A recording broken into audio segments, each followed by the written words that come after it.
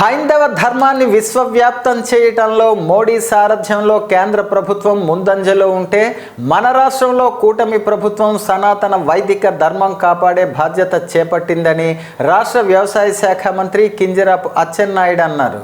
ఎంతో చారిత్రక నేపథ్యం కలిగిన శ్రీకాకుళం జిల్లా అరసవల్లి శ్రీ సూర్యనారాయణ స్వామి ఆలయాన్ని జాతీయ స్థాయిలో అభివృద్ధి చేసే పని చేస్తున్నామని, భవిష్యత్తులో జాతీయ అంతర్జాతీయ స్థాయిలో భక్తులు వచ్చినా అన్ని సౌకర్యాలు ఇక్కడ ఉండే విధంగా చర్యలు చేపట్టామని అన్నారు.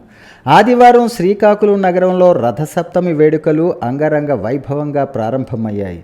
3 రోజుల వేడుకలలో శోభాయమానంగా ఏర్పాటు చేసిన శోభాయాత్రను మంత్రి కింజరాపు అచ్చెన్నాయుడు దంపతులు ప్రారంభించారు. వేలాది మంది భక్తుల నడుమ నగరంలో ఈ శోభాయాత్ర దిగ్విజయంగా సాగింది.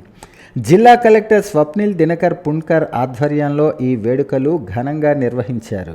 శోభాయాత్ర కాలేజ్ రోడ్డు నుంచి ప్రారంభమై day and night junction, Krishna park, 7 road junction, Surya Mahal junction, ప్రభుత్వ మహిళా కళాశాల మీదుగా అరసవల్లి ప్రధాన ఆలయం వరకు సాగింది. ఈ శోభాయాత్రలో వివిధ రకాల సాంస్కృతిక కార్యక్రమాలు నిర్వహించారు. కోలాటం, తప్పెటగుళ్ళు, దింస, కోయ నృత్యం, కొమ్ము నృత్యం, బిందెల డాన్స్ వంటి ప్రదర్శనలు చూపరులను ఆకట్టుకున్నాయి. 100 మంది మహిళలతో కలశయాత్ర ప్రత్యేక ఆకర్షణగా నిలిచింది. ప్రధాన కూడళ్లలో బాణాసంచా వెలుగులు విరజిమ్మాయి. వివిధ దేవస్థానాల శోభాయాత్రలు కూడా ఈ వేడుకలో పాల్గొన్నాయి. విజయవాడ ఇంద్రకీలాద్రి శ్రీ దుర్గా మల్లేశ్వర స్వామి, చిత్తూరు జిల్లా ఐరాల మండలం కాణిపాకం స్వయంభూ శ్రీ వరసిద్ధి వినాయక, అరసవల్లి శ్రీ సూర్యనారాయణ స్వామి, ద్వారకా తిరుమల శ్రీ వెంకటేశ్వర స్వామి, శ్రీ శ్రీ శ్రీ పైడితల్లి అమ్మవారి దేవస్థానం విజయనగరం జిల్లా, రామతీర్థం శ్రీ రామస్వామి దేవస్థానాల శోభాయాత్రలో ప్రత్యేక ఆకర్షణగా నిలిచాయి.